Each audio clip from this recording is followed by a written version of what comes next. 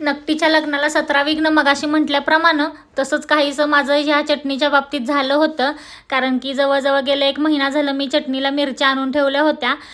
तो थोडे 2 ते 3 दिवस सुरुवातीला मी मिरच्या छान वाळवल्या, पण त्यानंतर आभाळ यायला सुरुवात झाली आणि मसालाही आणला गेला नव्हता. त्यामुळे मग मिरच्या परत भरून ठेवल्या. मसाला आणायला मला 15 दिवस वेळ गेला, कारण आमचे हे इथे अवेलेबल नव्हते. त्यामुळे मसाला आणायला लेट झाला मला. त्यानंतर मग 15 दिवसांनी मसाला वगैरे घेऊन आले. मसाला वगैरे करायचं म्हटलं, आता चला सगळी तयारी करायची म्हटलं, पण काही कारणास्तव म्हणजे पावसानं मला इतकं हे दिलं ना, खूप प्रचंड पाऊस झाला आमच्याकडे 3 ते 4 दिवस. त्यामुळे ते 8 दिवस तसेच गेले.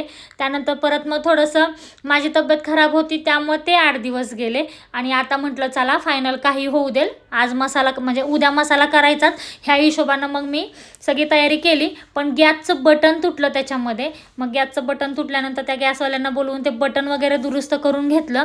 आणि त्यानंतर मग ही सगळी तयारी मी कालच्या रात्रीच करून ठेवली होती. सगळी अशी व्यवस्थित मसाले वगैरे सगळे भाजून ठेवले होते. आमच्या इकडे खडे मसाले बोलतात ह्याला.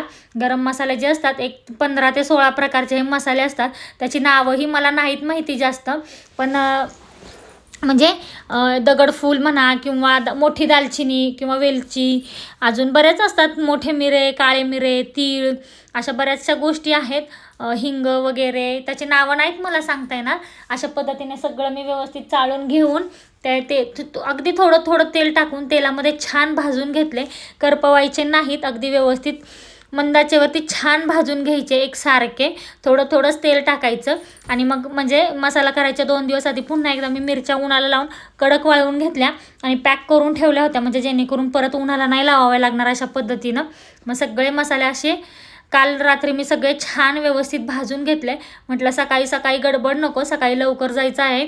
उन्हाच्या आधी म्हटलं ही म्हणजे जी चटणी आहे ती करून यावी, परत खूप ऊन लागतं. त्यामुळं मग रात्रीचे सगळे मसाले छान भाजले. त्यानंतर कांदा वगैरे पण असा छान भाजून घेऊन तेलात शिजवला. अशा पद्धतीने तुमच्या इकडे पण अशीच करतात का, मला कमेंटमध्ये नक्की सांगा.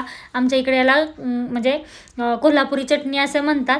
खायला खूप छान लागते. सुकी भाजी म्हणा किंवा आमटी म्हणा किंवा नॉनव्हेजसाठी एकदम परफेक्ट मसाला आहे हा. एकदा केला तर वर्षभर टेन्शन नसतं.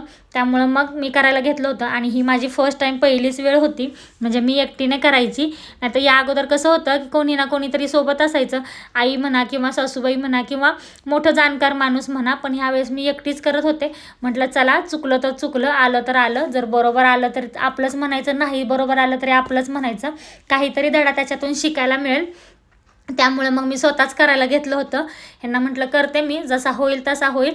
अशा पद्धतीने मग सगळं छान थोड्या थोड्या तेलामध्ये व्यवस्थित भाजून घेऊन ते सगळं एकत्र मसाला करून ठेवला. म्हणजे पूर्ण गार होऊ द्यायचा, लगेच भरायचा नाही. म्हणजे दुसऱ्या दिवशी खूप माझी गडबड होईल म्हणून मी ही सगळी तयारी आदल्या रात्रीच करून ठेवली होती. म्हटलं सकाळी उठायचं, आवरायचं आणि पटकन जायचं. त्यामुळं मग असं आदल्या रात्रीच हे करून ठेवलं मी सगळं. छान मसाले भाजून वगैरे असे एकत्र करून गार होऊ दिले पूर्णपणे. आणि मग त्याला पिशवीमध्ये पॅक करून ठेवलं. लसूण वगैरे पण सोलून घेतलं, आलं वगैरेही चिरून घेतलं होतं मी. अशा पद्धतीने मग व्यवस्थित सगळे मसाले एकत्र मिक्स करून खोबरंही छान बारीक करून भाजून घेतलं. जास्त खोबरं भाजलं नाही, अगदी घवळं घवळं मंदाचेवरती थोडंसंच तेल टाकून खोबरंही भाजून घेतलं, हळकुंडही भाजून घेतली. खोबरं बाजूला ठेवायचं, कारण त्या डंकवाल्या ज्या आहेत ना त्यांनी मला सांगितलं होतं की खोबरं बाजूला ठेवा, मिक्स करू नका म्हणून. खोबरं मी बाजूला ठेवून दिलं. आणि बाकीचे हे सगळे गरम मसाले आहेत ना ते असे एकत्र केले होते. त्यानंतर खोबरं हळद वगैरे भाजून झाली. मग कांदा चिरला, छान बारीक बारीक कांदा चिरला. तो आधी न तेल टाकता छान कढईमध्ये व्यवस्थित एकसारखा परतून घेतला आणि नंतर त्यामध्ये तेल टाकलं. म्हणजे सासूबाईंनी काय सांगितलं होतं की जेवढा कांदा असेल ना त्याच्यावरती एक आपलं जे बोटाची जी कांडी आहे ना फर्स्टवाली, तेवढं तेल असलं पाहिजे, म्हणजे कसं चटणी व्यवस्थित होते. त्याच पद्धतीने मी कांदा बारीक चिरून घेतला. त्याला व्यवस्थित कढईमध्ये अगोदर लालसर होईपर्यंत परतून घेतला.